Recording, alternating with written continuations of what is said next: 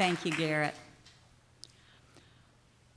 I invite you to listen to this meditation to bring us into being aware of possibilities today. Let your shoulders drop away from your ears. If you feel comfortable doing so, allow your eyes to close or simply let your gaze soften and rest upon a single spot on the floor in front of you. Take one intentional breath. Draw it in through your nose and release it through your mouth. Bring your attention to the smallest thing you can think of right now.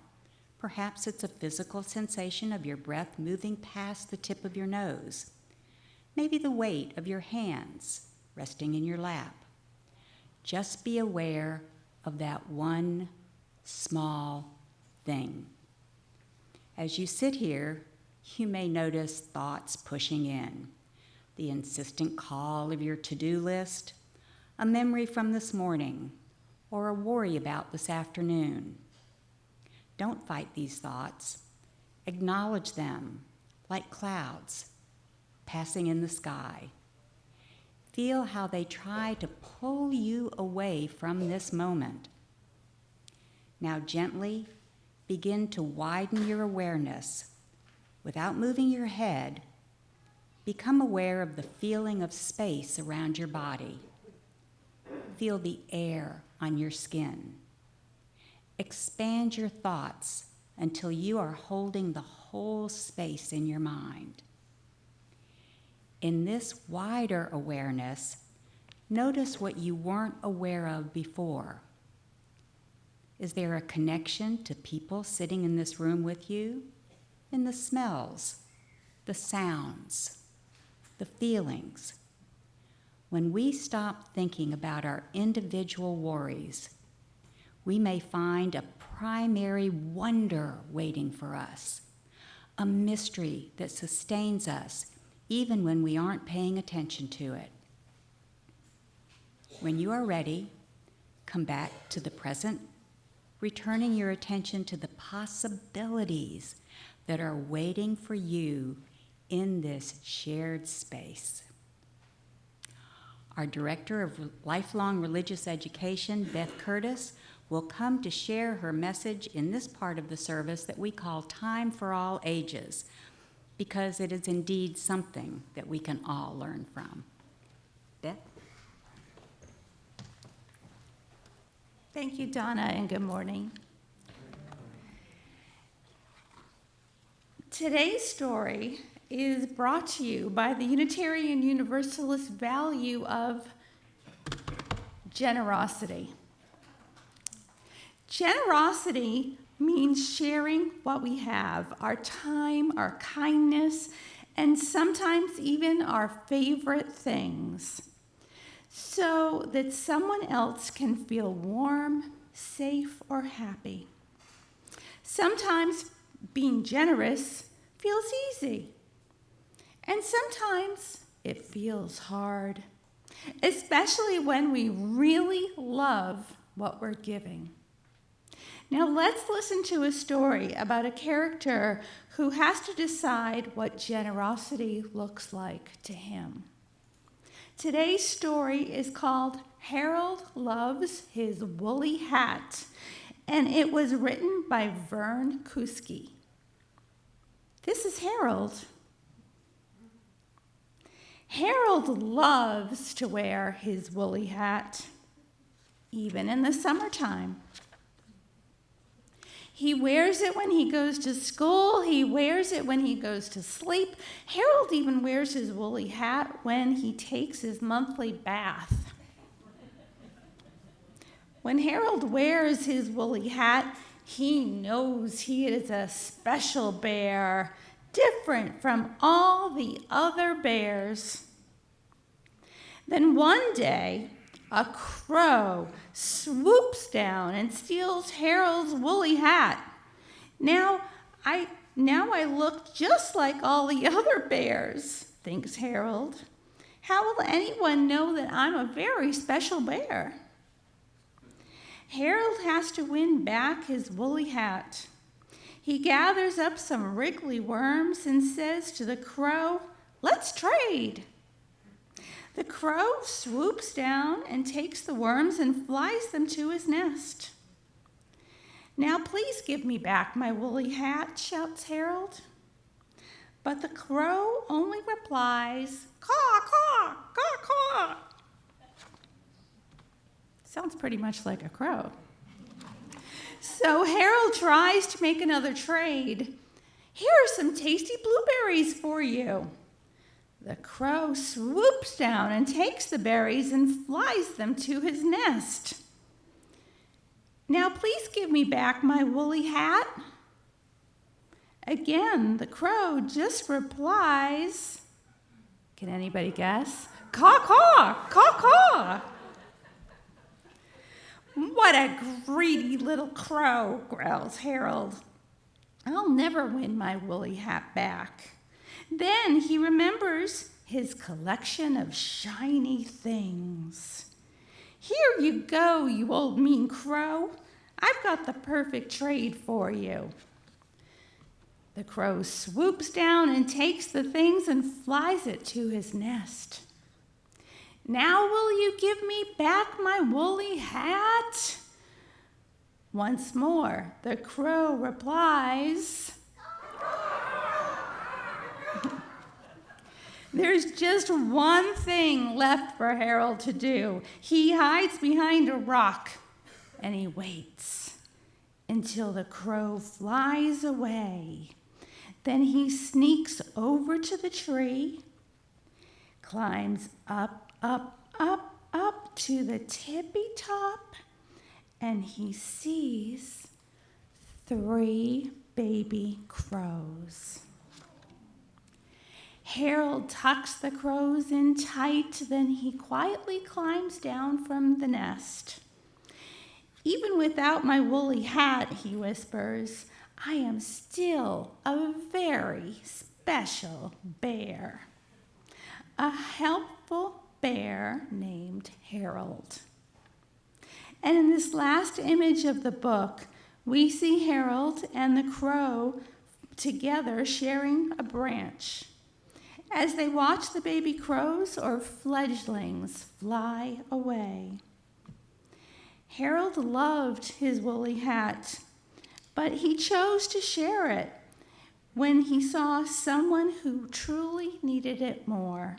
That's what generosity is, giving not just what is easy to give, but what truly helps others or makes life better for them. When we share with open hearts, we help to make the world warmer for everyone. The symbol of our faith is a chalice with a flame. Each Sunday, a member of our congregation lights our chalice. Laura Spade will come forward as today we hear the words of Jamie Yandell. And I say these words to acknowledge International Transgender Day of Visibility on Tuesday. The chalice is lit, and in the flames, the memory of our trans and non-binary ancestors do a dance of freedom and liberation, reminding us that you are whole and holy. You are loved beyond all measure, and in your refusal to accept anything less, may you know that you are rooted in infinite divinity. You are not relegated to the outskirts of the web of all existence, but enshrined at its core. You are made of stardust and fairy dust. You are an intentional creation in the space where our many spiritual ancestors live. Thank you, Laura. I invite you to please rise in body or spirit and join our song leaders as we sing our opening hymn, number 1051 in the Teal hymnal, and Gary is going to play it through one time to help refamiliarize yourself with it. And if you're not familiar with it, I strongly suggest you feel the meaning of the words because it is grounded in the power of identity.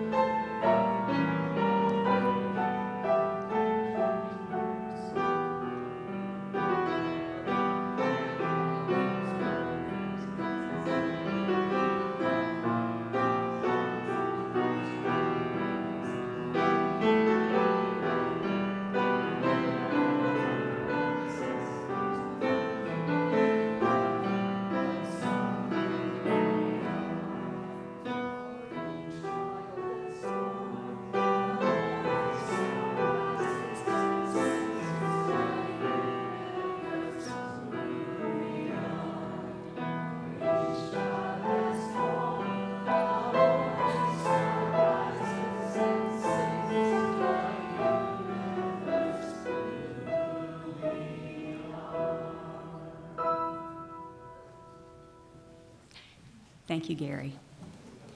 Good morning. I'm Donna Zimmerman, and I'm your worship leader this morning. We're so happy you've joined us today. We know that you have many choices how you spend your time, especially now that the weather is finally becoming more Florida-like, and clearly I wrote that when it was. The siren's call of the sunshine is not out there today. However, you chose to spend your morning with us. We welcome you whether this is your first or your 501st time here. Whoever you are, however you identify yourself, you are welcome here. In our tradition, we recognize truth and wisdom can be found in many sources. This week, we hold our members, neighbors, and friends in our hearts as they enter their seasons of deep significance. For those in the Christian tradition, today is Palm Sunday, marking the beginning of Holy Week for them, a journey from celebration through sacrifice and loss to hope. We also look to sunset on Wednesday, the beginning of Passover for those in the Jewish tradition, as they prepare to retell their story of liberation and the enduring quest for freedom. We honor our diverse spiritual backgrounds, our constant quest to learn new ways of looking at things, and enhance the possibilities when our minds are able to expand and see new truths. Through all your time with us, may you experience love. We have all come to this church by different paths. What unites us is our personal search for truth and growth and the values of our Unitarian Universalist denomination, with love at the core of all of them. They are listed on the back of your order of service. We're different in so many ways, but those values are our common foundation, and they inform our individual journeys to be our best selves. If you haven't already done so, please stop at the table at the entrance and get some information about our church and our denomination, and get a name tag so that we can start to call you by your name.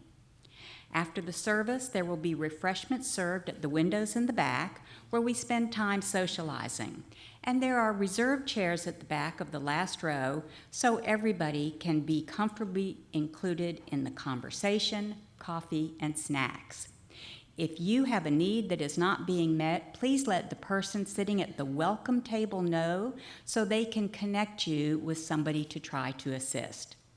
We try to be intentional in expanding our circle to include everyone. And now, if you will please ensure that your phones or anything else that buzzes, beeps, chimes, and does whatever goes into quiet mode. We want to provide a quiet space to collect and center ourselves. And in that same vein, I know it's hard to keep from clapping when we hear a musical piece or something that moves us, and I'm a great person at doing that. However, consider doing it in a way other than clapping or calling out. The visual sign for applause in American Sign Language, sometimes called jazz hands, or the American Sign Language for yes. Clapping might feel more like the norm, but I don't want my clapping to intrude on somebody's introspective moment. But if you feel led to clap, don't worry. You're not going to be sent to your room. We just want to make you aware of options. We are Unitarian Universalists, and we do like our options.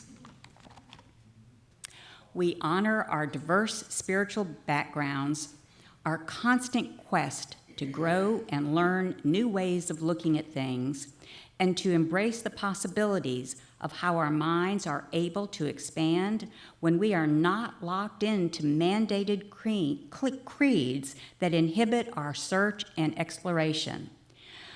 We are a creedless faith, but that does not require that you believe a certain way. But as I already mentioned, that does not mean we are without our UU denominational core values. In addition, members of this congregation develop their own commitment to how we will choose to interact and be in relationship with one another. We say this agreement, this promise, this covenant every Sunday to remind ourselves of these intentions. Please remain seated and join me in reciting our Congregational Covenant, which is printed in your order of service and also on the screen. We covenant to engage one another with honesty, kindness, and respect, to value diversity, seek understanding of our differences, and practice gracious accountability with care, love, and empathy. We make these promises to those who are here and those yet to come, so that we may be a safe, welcoming, and beloved community of acceptance, learning, and transformation. Now, please rise in body or spirit and join in singing our call to worship. The words are printed in your order of service and conveniently, yes, also on the screen.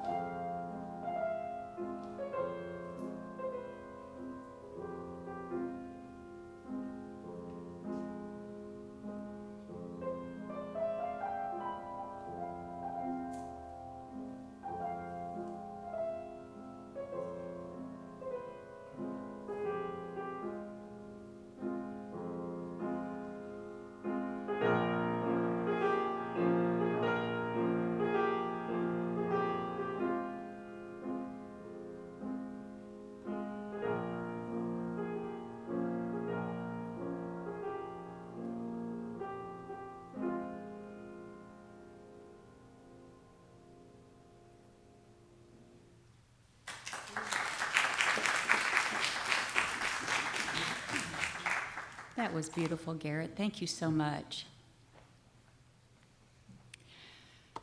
Today is the final Sunday in our official stewardship drive. Notice official. We'll always take your pledge cards. And Cindi Jorgensen, our congregational president, will come up today to make her personal stewardship statement.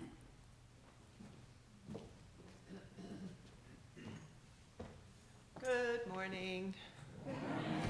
So the back of the t-shirt says, if you can't read it, unapologetically welcoming, which defines us and will continue to define us. Now, this board is fixing to be finished in a couple months, and the best thing we can do for the next board is to give them the knowledge of what they're going to be working with. So I implore you, please, please just let us know what you think you'll be able to pledge next year. So far we have a 52% answers from 52% of the members, which is okay. In our dream budget, we would like to have $180,000. And that's not just for the non-sexy things, I call them, like pesticides, right? Or, exterminators and water and other things like that, which just need the janitorial type things to keep the building open. But when we think, do we want to have increased child care, more budget for musicians, for programs? These are the kind of things that the next guys kind of need to know what they're working with. Our dream budget would be about $180,000. We could make 140 work, but now we're sitting at about 105, 110 as far as pledges. So if you could please, please, please just take the time, and I'm asking you in a very friendly way. I'm going to, over the next week or two, my job is going to be to get in touch with people who have not had the opportunity to pledge and ask them again nicely.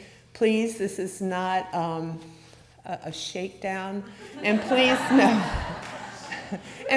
know that nobody here knows what is going on in anybody's life as far as finances or how generous they are able to be. And this would never be interpreted as someone being non-generous. Just please, if I do get in touch with you, please don't take it as, oh my God, Don't everybody look up my phone number today and put it in there so they don't answer it.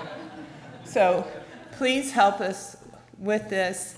And again, I look so forward to spending more of my golden years at this wonderful facility with all the camaraderie, community, and love that I feel. Thank you.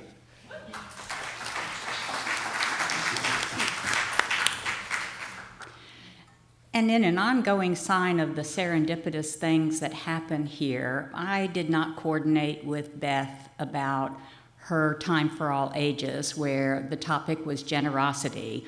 But if you want to feel as good as Harold with his woolly hat, when he saw what the hat was being used for, you will allow us to fly when you tell us how much we have to work with. So, as Marilyn Jones and Deborah Campbell come forward to assist with the offering, I remind you that one of our core values is generosity. We share our time, our talent, and our treasure joyfully. Those actions allow this church to grow and thrive and continue to be a beacon for liberal, spiritual, religious values in this city. We are completely self-supporting, and we are grateful for your ongoing faithfulness to your pledge. And as Cindi just reminded us, we are in our stewardship campaign. So if you haven't turned in the card yet, even if you need to turn it in saying nothing, let us know that, and that's okay. The board needs this information in order to set the fiscal budget for next year. It's hard to make a budget when you don't know what you're working with. No matter what method you choose to make your contribution, whether it's mail-in, electronic, whatever, we still pass the plate as an active community. When it comes to you, add your good vibes to it as you pass it to your neighbor or to the row behind you.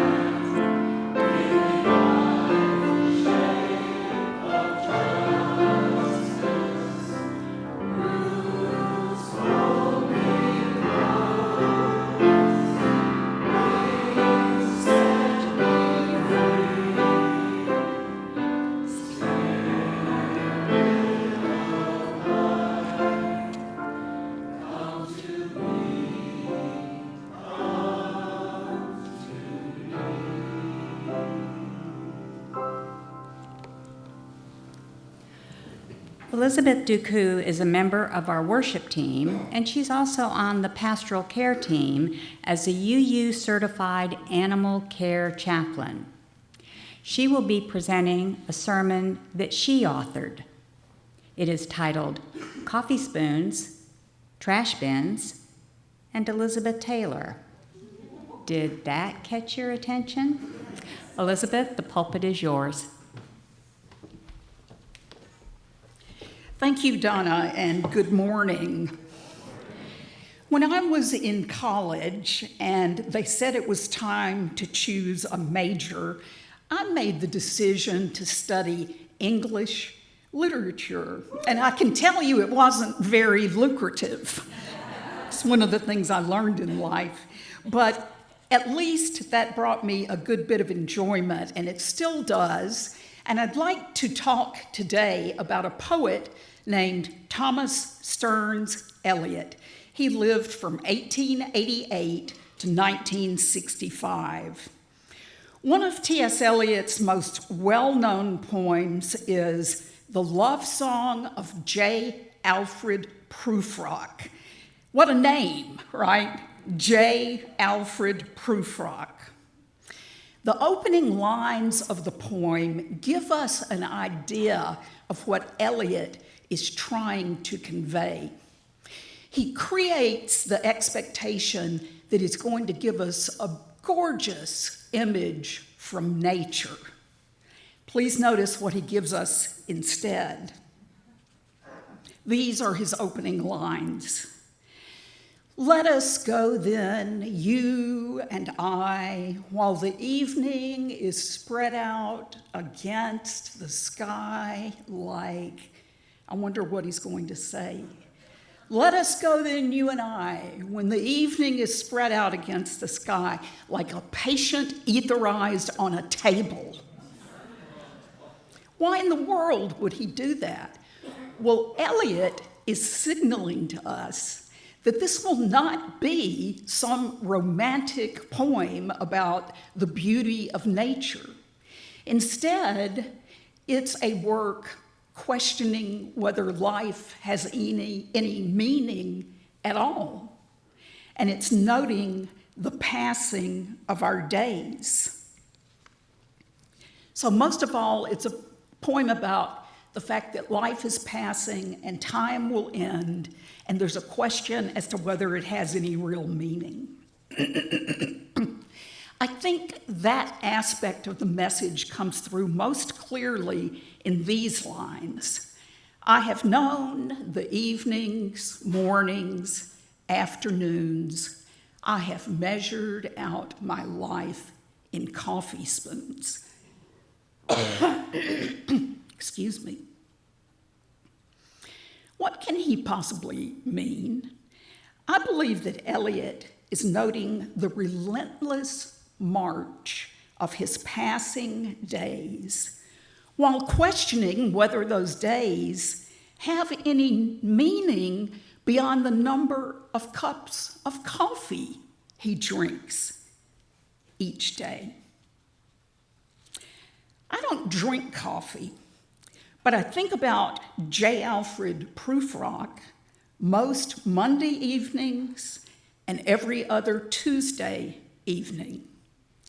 Would anyone like to hazard a guess as to why I think about this poem and those coffee spoons every Monday evening and every other Tuesday evening?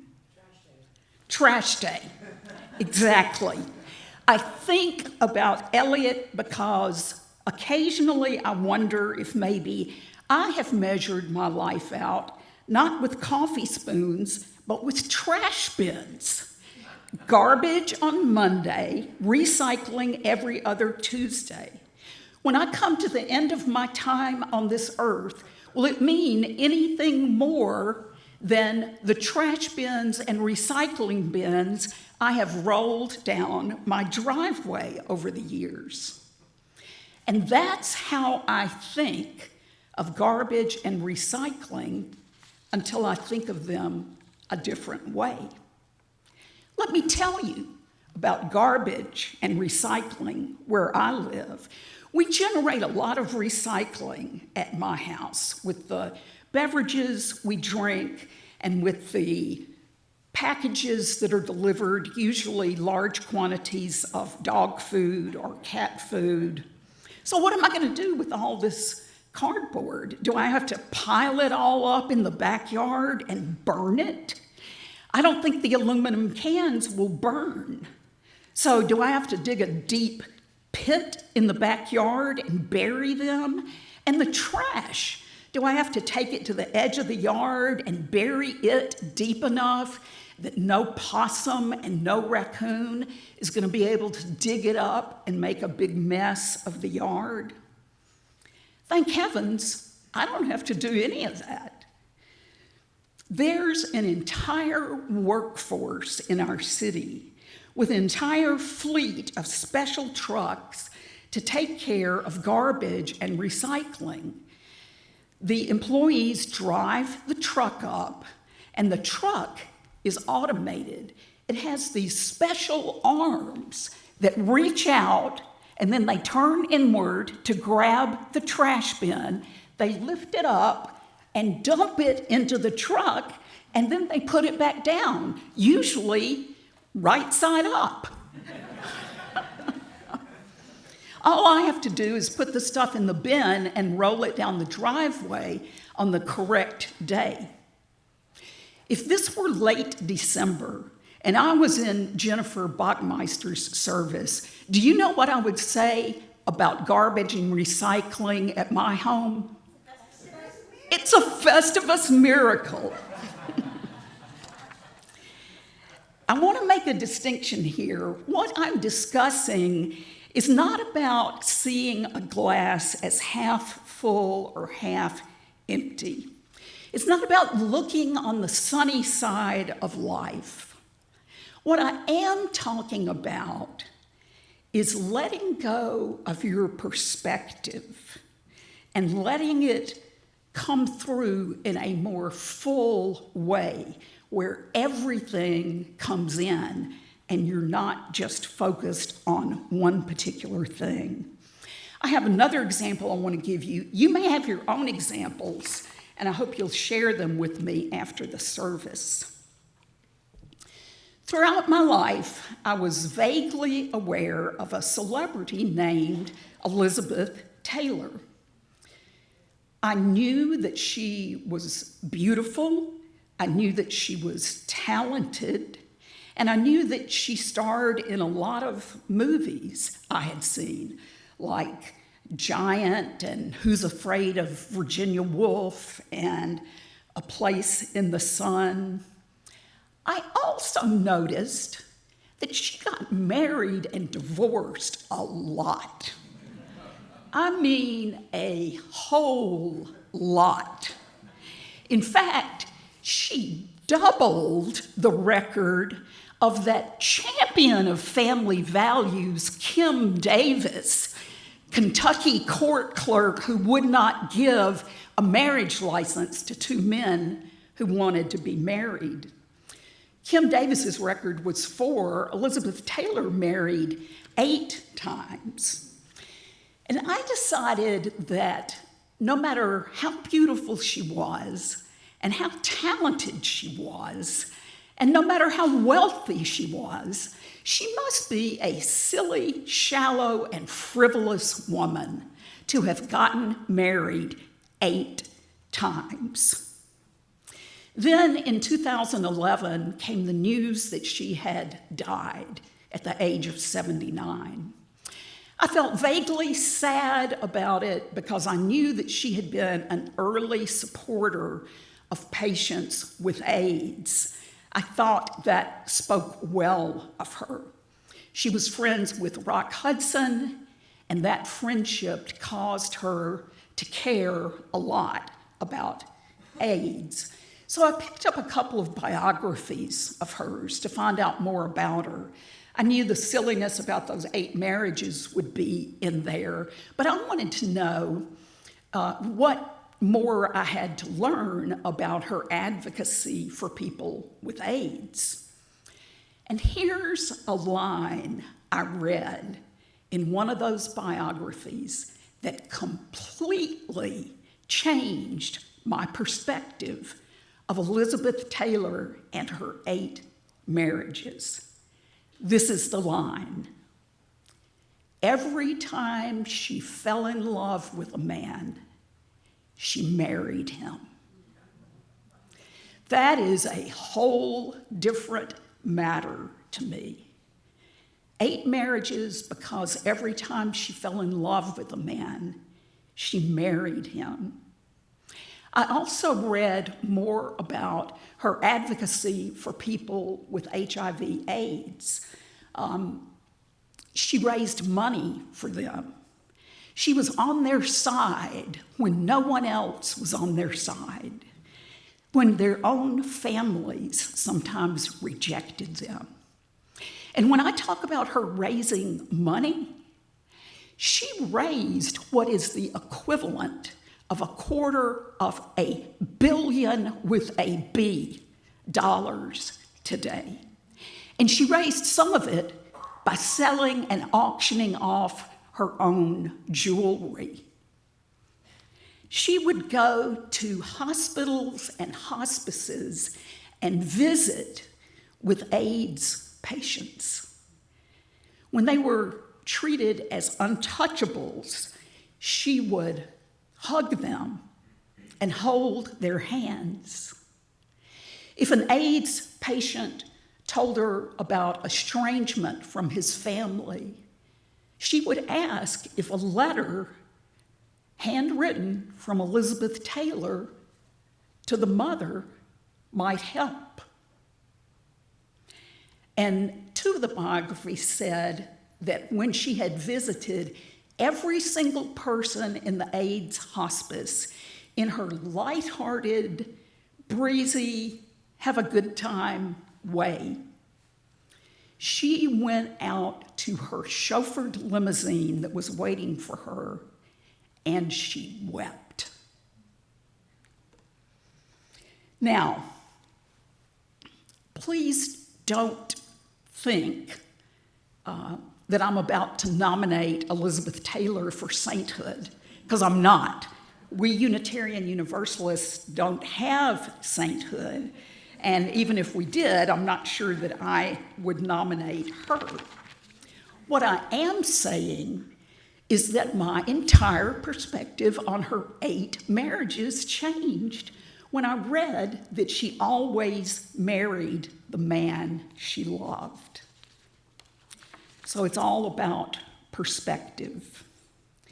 We've talked about coffee spoons, we've talked about trash bins, and we've talked about Elizabeth Taylor. Now I'd like to explore another example of this softening of perspective, because I think it can help us in our everyday lives. There's a slide on the screen. If you kind of look through it instead of at it, if you kind of unfocus your eyes, you might be able to see a hidden image within it. And we're going to try to put it on the BBUC Facebook page, because probably not everybody can get the image to resolve today. It's not an easy one. It's a hard one. I also realize there are people here today who are not able to see this image, and I hope that this part of the sermon, which is on loving kindness meditation, will be able to help you in any event. So there are pink and white hearts on the screen right now, and I'd like to focus on loving kindness. Some of you may be familiar with chronic pain. In 2005, scientists studied 43 patients who had chronic lower back pain.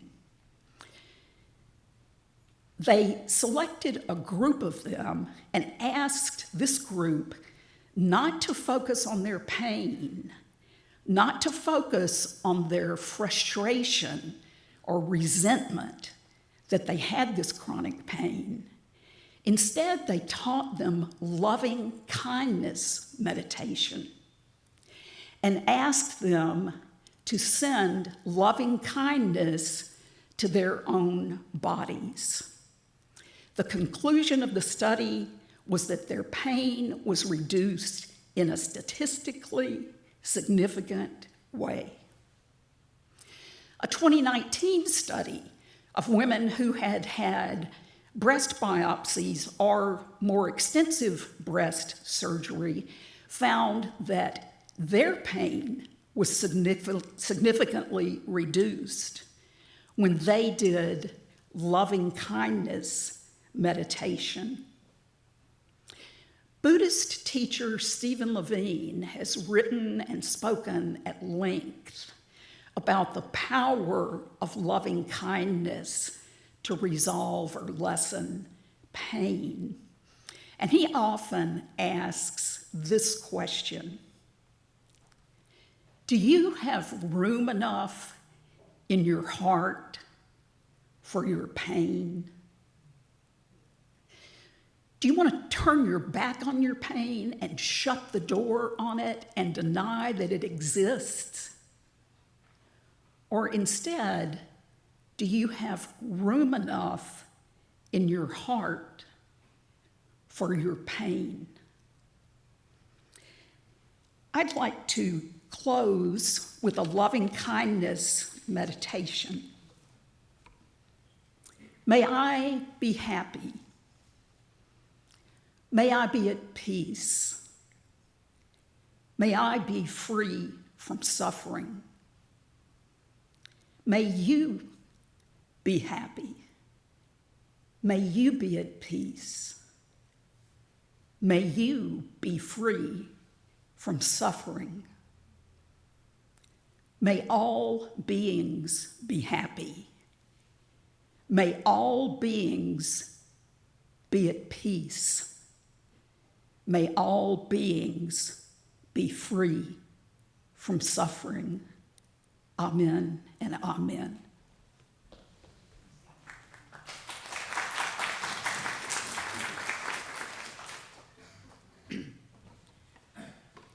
I'm going to take a point of personal privilege here and remind you that this is an all-volunteer church.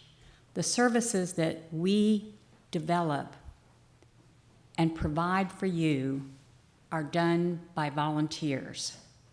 The hospitality, the welcome table.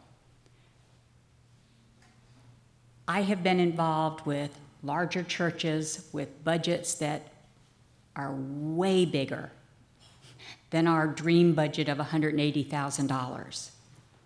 And yet I would put our services up against any. We have people on our worship team that will give voice to sermons written by other UU ministers, David Dean, Jennifer Backmeister, Alyssa.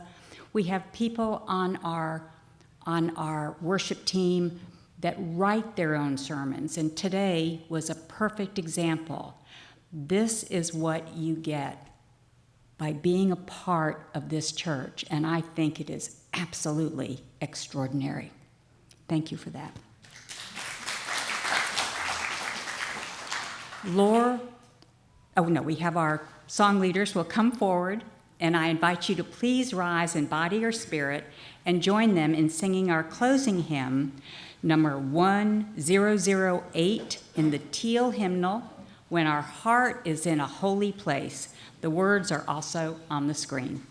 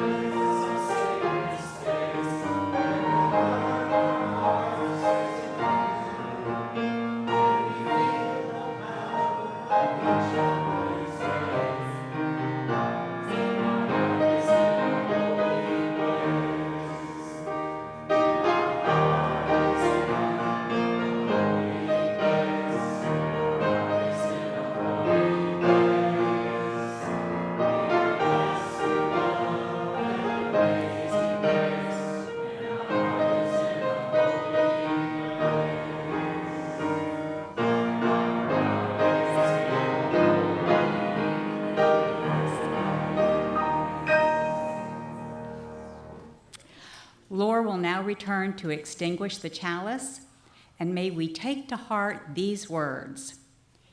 Spirit of life and love, as we leave this space, may our eyes be opened and our hearts made ready for wonder. We are grateful for the gift of the ordinary, the common sights and familiar paths that when seen in different way become a doorway to the sacred.